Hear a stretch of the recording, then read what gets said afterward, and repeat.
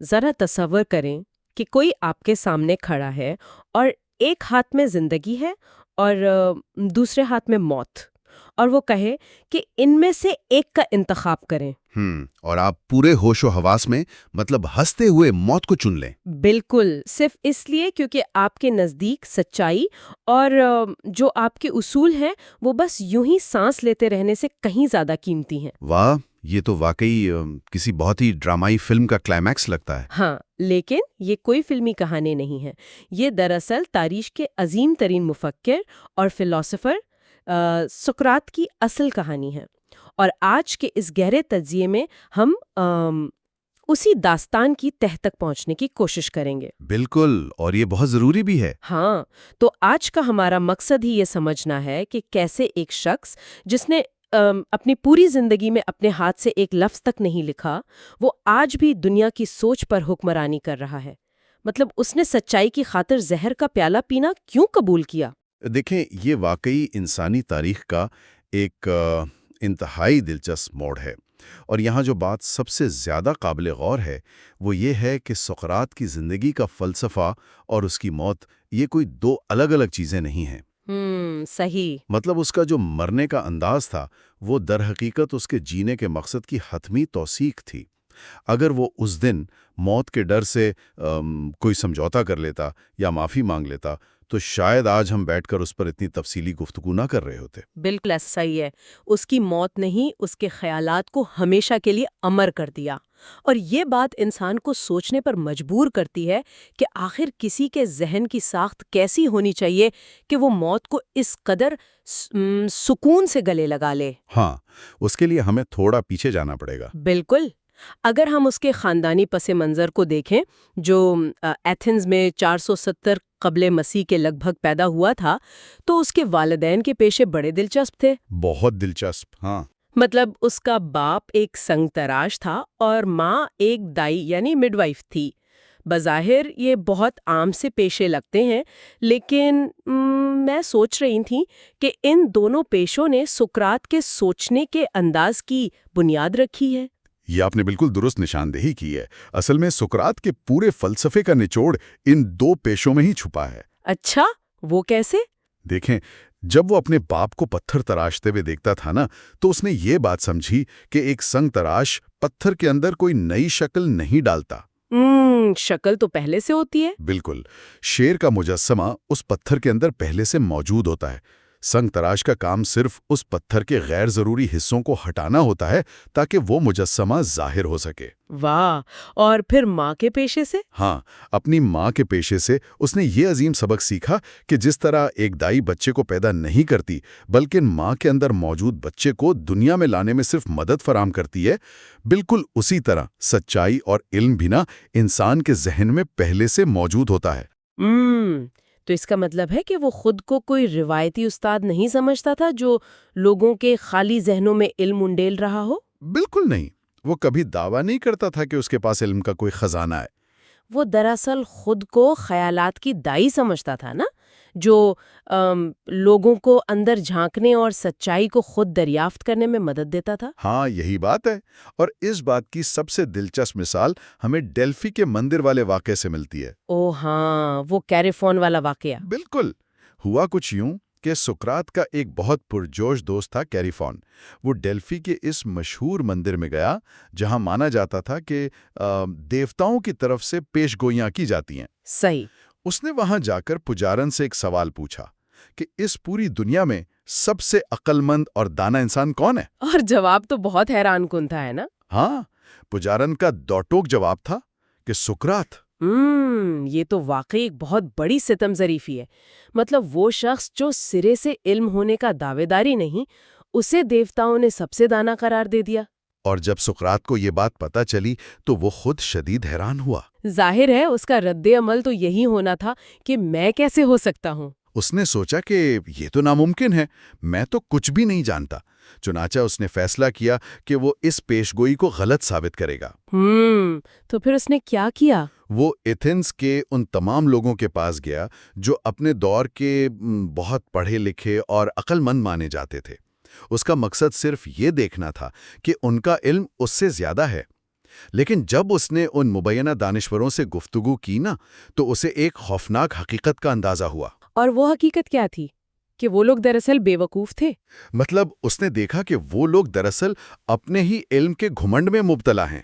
وہ حقیقتاً کچھ نہیں جانتے، مگر وہ پوری رونت سے یہ سمجھتے ہیں کہ وہ سب جانتے ہیں۔ وہ جسے ایلیوژن آف نالج کہتے ہیں۔ بالکل، یہیں سے سقراط کو ادراک ہوا کہ مندر کی پجارن نے اسے دانا کیوں کہا تھا، اور یہیں سے اس کا وہ تاریخی قول نکلا کہ میں صرف یہ جانتا ہوں کہ میں کچھ نہیں جانتا۔ واہ! اگر ہم اس بات کو آج کے دور کے حساب سے دیکھیں تو یہ وہمی علم آج کے انسان کا بھی تو سب سے بڑا مسئلہ ہے۔ ہاں بالکل ہے نا۔ ہم جس دور میں جی رہے ہیں وہاں ہر شخص خود کو عقل کل سمجھتا ہے۔ مطلب انٹرنیٹ اور سوشل میڈیا نے ہر انسان کو یہ وہم دے دیا ہے کہ اسے سب پتہ ہے۔ صحیح بات ہے۔ اور سقراط ہمیں یہ بتا رہا ہے کہ حقیقی علم کا پہلا زینہ ہی اپنی جہالت کا اعتراف کرنا ہے۔ جب تک آپ یہ نہیں مانیں گے کہ آپ کو سیکھنے کی ضرورت ہے، آپ کا ذہن کچھ نیا قبول کر ہی نہیں سکتا۔ بالکل، اور سقراط نے اس جہالت کے پردے کو چاک کرنے کے لیے باقاعدہ ایک طریقہ کار اپنایا جسے ہم آج ڈائلیکٹیکل میتھڈ یا مکالمے کا فن کہتے ہیں۔ اچھا، یہ وہ سفسٹس والے طریقے سے مختلف تھا نا؟ بہت مختلف۔ اس دور کے ایتھنز میں سوفسٹ نامی استاد ہوا کرتے تھے جو باقاعدہ فیس لے کر امیر زادوں کو تقریر کرنے اور الفاظ کے ہیر پھیر سے بحث جیتنے کا فن سکھاتے تھے۔ ہاں، جن کا سچائی سے کوئی لینا دینا نہیں تھا۔ بالکل۔ اس کے برعکس سقراط بازاروں اور چوراہوں پر کھڑا ہو جاتا تھا، کوئی پیسہ نہیں لیتا تھا اور عام لوگوں سے گفتگو شروع کر دیتا تھا۔ وہ خود کو بالکل ناواقف ظاہر کر کے انتہائی سادہ سے سوالات پوچھتا۔ مثال کے طور پر وہ کیا پوچھتا تھا؟ مثال کے طور پر وہ کسی سے پوچھتا کہ بھئی یہ دیوتا کیسے ہوتے ہیں؟ کیا یہ سب کچھ جانتے ہیں؟ سامنے والا کہتا ہاں بالکل وہ سب جانتے ہیں۔ صحیح۔ پھر سقراط بڑی معصومیت سے پوچھتا کہ کیا دیوتاؤں کے درمیان کبھی جھگڑا یا اختلاف بھی ہوتا ہے؟ سامنے والا کہتا کہ ہاں ہماری داستانوں میں تو دیوتا لڑتے بھی ہیں۔ تو پھر سقراط انہیں وہیں پکڑ لیتا ہوگا۔ بالکل، وہ آخری وار کرتا کہ اگر وہ لڑتے ہیں تو اس کا مطلب ہے ان کے درمیان حق اور باطل پر اختلاف ہے، اور اگر اختلاف ہے تو ان میں سے کوئی ایک غلطی پر ہے، تو پھر وہ سب کچھ جاننے والے کیسے ہوئے؟ مجھے یہاں تھوڑی سی الجھن ہو رہی ہے اور میں ذرا سا اختلاف بھی کروں گی۔ جی بتائیں۔ اگر میں اسے آج کی نظر سے دیکھوں تو یہ طریقہ مجھے آج کل کے ان سوشل میڈیا ٹرولز جیسا لگتا ہے جو صرف لوگوں کو بحث میں الجھاتے ہیں۔ اچھا۔ مطلب آپ ایک چلتے ہوئے آدمی کو روک کر اس کے عقائد پر سوال کر رہے ہیں، اور جب وہ الجھ جاتا ہے تو آپ اسے سب کے سامنے شرمندہ کر رہے ہیں۔ کیا واقعی اس کا مقصد سچائی کی تلاش تھا یا وہ صرف لوگوں کو تنگ کر کے لطف اندوز ہوتا تھا؟ یہ بڑا بجا سوال ہے، اور در حقیقت سقراط کے خلافین بھی اس پر یہی الزام لگاتے تھے کہ یہ شخص صرف لوگوں کو نیچا دکھانا چاہتا ہے۔ تو پھر اس کا اصل مقصد کیا تھا؟ اس کے مقاصد کو سمجھنے کے لیے ہمیں اس کی نیت کو دیکھنا ہوگا۔ اس کا مشہور مقولہ ہے کہ بغیر پرکھی ہوئی زندگی جینے کے لائق نہیں۔ وہ لوگوں کا مذاق نہیں اڑا رہا تھا، بلکہ وہ انہیں اس ذہنی بے حسی سے جگانا چاہتا تھا جس میں وہ مبتلا تھے۔ یعنی وہ اندھی تقلید سے نکالنا چاہتا تھا۔ جی، وہ دیکھ رہا تھا کہ لوگ بس اندھی تقلید میں زندگیاں گزار رہے ہیں، انہیں پتہ ہی نہیں کہ وہ جو مانتے ہیں وہ کیوں مانتے ہیں۔ صحیح۔ آپ اسے سرجری کی طرح سمجھیں۔ سرجن جب جسم کا کاٹتا ہے تو تکلیف ہوتی ہے، لیکن وہ تکلیف بیماری کو ختم کرنے اور شفا کے لیے ناگزیر ہوتی ہے۔ یہ بات سمجھ میں آتی ہے۔ وہ دراصل ایک فلٹر کا کام کر رہا تھا جو معاشرے سے ذہنی کچرا صاف کرنا چاہتا تھا۔ بالکل فلٹر۔ اور فلٹر کی بات آئی ہے تو افلاطون کے ساتھ پیش آنے والا وہ مشہور واقعہ بہت یادگار ہے، جسے 3 کی کسوٹی یا ٹرپل فلٹر ٹیسٹ کہا جاتا ہے۔ ہاں، وہ واقعہ تو لاجواب ہے۔ میں بتاتی ہوں۔ ایک دن افلاطون دوڑتا ہوا اور ہانپتا ہوا سقراط کے پاس آیا۔ وہ بہت پرجوش تھا اور کہنے لگا کہ استاد محترم، آپ کا ایک جاننے والا بازار میں آپ کے بارے میں کچھ بہت غلط اور عجیب باتیں کر رہا تھا۔ صحیح۔ اور اس سے پہلے کہ افلاطون بات مکمل کرتا، سقراط نے اسے وہیں روکا اور کہا کہ ٹھہرو، جو بات تم مجھے بتانے والے ہو، کیا تم نے اسے 3 کی کسوٹی پر پرکھا ہے؟ ہاں، اور وہ 3 کسوٹیاں اتنی زبردست ہیں کہ وہ آج بھی انسانی رابطوں کی بنیاد بدل سکتی ہیں۔ تو پہلا فلٹر کیا تھا؟ پہلا فلٹر تھا سچائی۔ سقراط نے افلاطون سے پوچھا کہ کیا تمہیں 100% یقین ہے کہ جو تم بتانے جا رہے ہو وہ بالکل سچ ہے؟ کیا تم نے خود اسے پرکھا ہے؟ اور افلاطون نے کہا کہ نہیں، میں نے تو بس لوگوں سے سنا ہے۔ بالکل۔ پھر سقراط نے کہا چلیں دوسری کسوٹی پر آتے ہیں، کیا جو تم مجھے بتانے والے ہو وہ کوئی اچھی بات ہے؟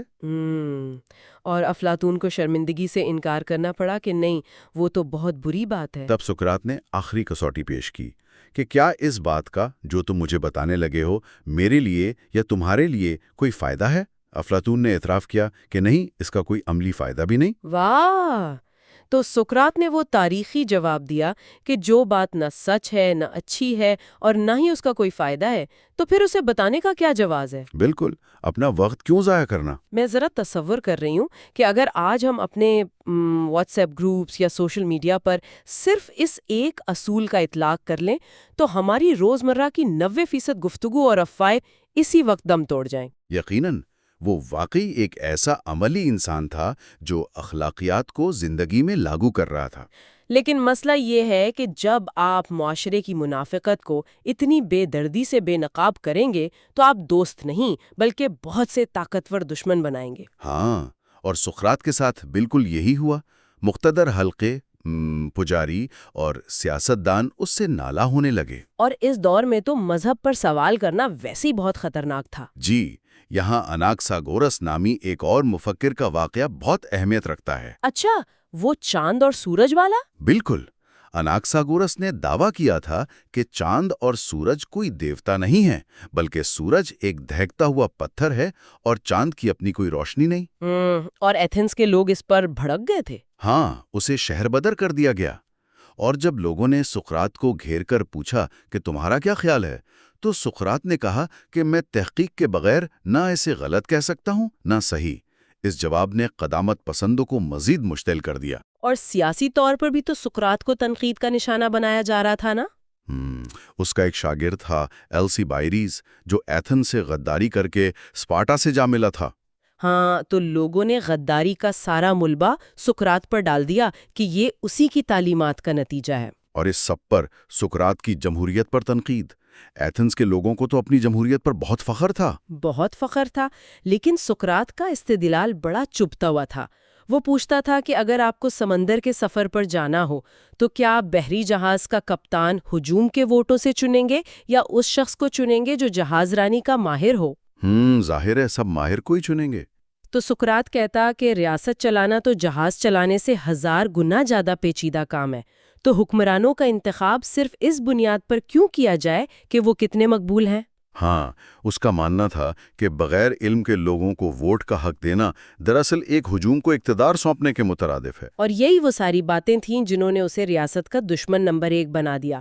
تھیٹروں میں اس کا مذاق اڑایا جانے لگا۔ اسے نوجوانوں کا ذہن خراب کرنے والا بنا کر پیش کیا گیا۔ ایتھنز جنگ ہار چکا تھا اور عوام کو غصہ نکالنے کے لیے قربانی کا بکرا چاہیے تھا۔ اور یوں 399 قبل مسیح میں تاریخ کا وہ مشہور مقدمہ قائم ہوا۔ ایتھنز کی عدالت میں 500 افراد پر مشتمل جوری بیٹھی تھی۔ میں نے پڑھا ہے کہ وہاں وقت کی پابندی کے لیے ایک پانی والی گھڑی کا استعمال کیا گیا تھا۔ جی بالکل، واٹر کلاک۔ اور اس پر 2 سنگین الزامات لگائے گئے، ایک نوجوانوں کو گمراہ کرنا اور دوسرا دیوتاؤں کا انکار کرنا۔ افلاطون نے اپولوجی میں اس مقدمے کی جو تفصیل لکھی ہے وہ انسان کو دنگ کر دیتی ہے۔ مطلب آپ خود سوچیں، جب کسی انسان پر ایسا مقدمہ ہو جس کی سزا موت ہو تو وہ کیا کرتا ہے؟ عام انسان تو ظاہر رحم کی بھیک مانگتا ہے۔ بالکل، وہ روتا ہے، معافی مانگ لیتا ہے، کہتا ہے مجھ سے غلطی ہو گئی۔ لیکن سقراط کا رویہ تو ایسا تھا جیسے وہ ملزم نہیں بلکہ الٹا ان 500 افراد کی جوری کا ٹرائل کر رہا ہو۔ وہ صفائیاں پیش کرنے کے بجائے انہیں ان کی اخلاقی گراوٹ پر شرمندہ کر رہا تھا۔ ہاں، وہ ان کی آنکھوں میں آنکھیں ڈال کر کہہ رہا تھا کہ تم لوگ سمجھتے ہو میں موت کے ڈر سے سچ بولنا چھوڑ دوں گا؟ اس نے کہا میں تو ریاست کے لیے خدا کا ایک تحفہ ہوں، وہ مکھی ہوں جو اس سست گھوڑے کو جگانے کے لیے پیدا کی گئی ہے۔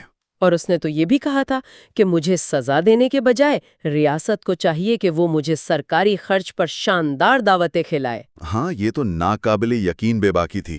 اب جب آپ جوری کو یہ کہیں گے کہ تم بے وقوف ہو اور مجھے دعوت کھلاؤ تو ظاہر ہے وہ مشتعل ہوں گے۔ بالکل، اور پھر ووٹنگ میں 500 میں سے 251 ووٹوں سے اسے مجرم قرار دے کے موت کی سزا سنا دی گئی۔ اور قانون کے مطابق اسے موت کا طریقہ خود چننے کا اختیار دیا گیا، تو اس نے اپنے لیے ہیملاک نامی زہر پینے کا انتخاب کیا۔ سزا سن کر بھی وہ مکمل پرسکون تھا۔ اسے قید خانے میں ڈال دیا گیا، لیکن موت فوراً نہیں آئی کیونکہ ایک مذہبی رسم آڑے آ گئی تھی۔ ہاں، وہ ڈیلوز جانے والی مقدس کشتی والا معاملہ۔ جی، وہ کشتی گئی ہوئی تھی اور قانون تھا کہ جب تک وہ واپس نہ آئے سزائے موت پر عمل نہیں ہو سکتا۔ اس تاخیر میں ایک اور ڈرامہ ہوا۔ اس کا ایک امیر شاگرد تھا کریٹو، جس نے جیلر کو رشوت دے کر فرار کا منصوبہ بنایا تھا نا۔ بالکل، وہ جیل آ کر منتیں کرتا ہے کہ آپ یہاں سے بھاگ چلیں، ہم نے سب انتظام کر لیا ہے۔ لیکن یہاں سقراط کی عظمت اپنے عروج پر نظر آتی ہے۔ اس نے فرار ہونے سے صاف انکار کر دیا۔ اس کی دلیل کیا تھی؟ اس نے کہا کہ میں نے اپنی پوری زندگی اسی ریاست کے قانونوں کے سائے میں گزاری، ان کے تحفظ سے فائدہ اٹھایا۔ آج جب قانون میرے خلاف استعمال ہوا ہے تو کیا میں موت کے خوف سے قانون توڑ دوں؟ اگر وہ بھاگ جاتا تو اس کی پوری زندگی کا فلسفہ جھوٹا پڑ جاتا۔ بالکل، اس کا ماننا تھا کہ جسم کی موت روح کا خاتمہ نہیں بلکہ اس کی اصل آزادی ہے۔ اور پھر آخرکار وہ دن آ گیا جو اس کی زندگی کا آخری دن تھا۔ افلاطون نے فیڈو میں اس کے جو مناظر قلم بند کیے ہیں وہ بڑے پر اثر ہیں۔ آخری لمحات میں کوئی رونا دھونا نہیں تھا۔ سقراط اطمینان سے نہا کر آتا ہے، اپنی بیوی زینتھیپی اور بچوں کو گھر بھیج دیتا ہے۔ مجھے شروع میں یہ بات تھوڑی عجیب لگی کہ کوئی آخری وقت میں گھر والوں کو کیوں دور کرے گا؟ اس کی وجہ یہ تھی کہ وہ نہیں چاہتا تھا کہ وہ اس کے سامنے روئیں پیٹیں، وہ اسے ایک پروقار عمل کے طور پر قبول کرنا چاہتا تھا۔ اس کی حالت نے تو جیل کے عملے کو بھی رلا دیا تھا۔ جی، جیل کا انچارج جو روز لوگوں کو مرتے دیکھتا تھا، وہ روتا ہوا سقراط کے پاس آیا اور بولا کہ میں نے آج تک تمہارے جیسا بہترین انسان یہاں نہیں دیکھا، اور وہ یہ کہہ کر روتا ہوا چلا گیا۔ مگر سقراط کے چہرے پر وہی مسکراہٹ تھی۔ وہ محافظ سے ہیملاک زہر کا پیالہ لیتا ہے اور اس کے ہاتھ ذرا بھی نہیں کانپتے۔ ہاں، وہ بغیر کسی ہچکچاہٹ کے پورا پیالہ ایک ہی گھونٹ میں پی جاتا ہے۔ اور یہ دیکھ کر اس کے جو دوست اور شاگرد وہاں تھے، ان کا ضبط ٹوٹ جاتا ہے اور وہ رونے لگتے ہیں۔ اور اس آخری مقام پر بھی سقراط انہیں ڈانٹتا ہے، کہتا ہے کہ میرے دوستوں، یہ کیا تماشا ہے؟ میں نے عورتوں کو اسی لیے گھر بھیجا تھا کہ وہ جذباتیت کا مظاہرہ نہ کریں، موت کو خاموشی سے قبول کرنا چاہیے۔ سب شرمندہ ہو جاتے۔ پھر محافظ اسے ٹہلنے کا کہتا ہے تاکہ زہر جسم میں گردش کر جائے۔ پھر اس کی ٹانگیں بھاری ہونے لگتی ہیں۔ محافظ پوچھتا ہے، کچھ محسوس ہو رہا ہے؟ وہ کہتا ہے، کچھ نہیں۔ زہر دھیرے دھیرے اوپر کی طرف آ رہا تھا اور جسم ٹھنڈا پڑ رہا تھا۔ اور جب موت کی ٹھنڈک سینے تک پہنچی تو اس نے چہلہ چادر سے ڈھانپ لیا، لیکن بالکل آخری سانس سے پہلے وہ چادر ہٹاتا ہے اور کریٹو سے کچھ کہتا ہے نا۔ ہاں، اس کے آخری الفاظ تھے، کریٹو، ہم پر شفا کے دیوتا کا ایک مرغ قرض ہے، کیا تم میری طرف سے یہ قرض چکا دو گے؟ اور کریٹو کہتا ہے، ہاں چکا دوں گا، لیکن پھر کوئی جواب نہیں آتا۔ وہ ہمیشہ کے لیے خاموش ہو چکا تھا۔ اس نے موت کو زندگی کی الجھنوں سے شفا قرار دیا تھا نا۔ بالکل، اگر ہم اس پورے گفتگو کا نچوڑ نکالیں تو ایک بات واضح ہے کہ سقراط کا جسم تو مر گیا، لیکن اس کی سوچ افلاطون کے قلم کے ذریعے ہمیشہ کے لیے زندہ ہو گئی۔ اس کی موت نے دنیا کو پیغام دیا کہ ایک نیک انسان موت سے نہیں بلکہ بدعملی سے گھبراتا ہے۔ بالکل درست۔ اس گہرے تجزیے کو ختم کرتے ہوئے میں ایک ایسا خیال چھوڑ کر جانا چاہتی ہوں جو ہم سب کو سوچنے پر مجبور کر دیں۔ ضرور۔ جس جمہوری نظام کو ایتھنز کے لوگ اپنی سب سے بڑی طاقت سمجھتے تھے، اسی نظام نے ایک جذباتی ہجوم کے ذریعے تاریخ کے سب سے بڑے دانشور کو زہر پینے پر مجبور کر دیا۔ بالکل۔ سقراط کا وہ بحری جہاز کے کپتان والا سوال آج بھی ہمارے سامنے کھڑا ہے۔ آج کے اس جدید ڈیجیٹل دور میں جہاں سوشل میڈیا کا ہجوم ہے، کیا ہم بھی اپنا کپتان چنتے وقت صرف مقبولیت کے پیچھے بھاگ رہے ہیں یا واقعی کسی کی مہارت اور علم کو دیکھ رہے ہیں؟ کیا ہم بھیڑ بکریوں کی طرح ہجوم کے ساتھ چلنا پسند کرتے ہیں یا سوال کرنے کی جرت رکھتے ہیں؟ اس بارے میں ہم سب کو ضرور سوچنا چاہیے۔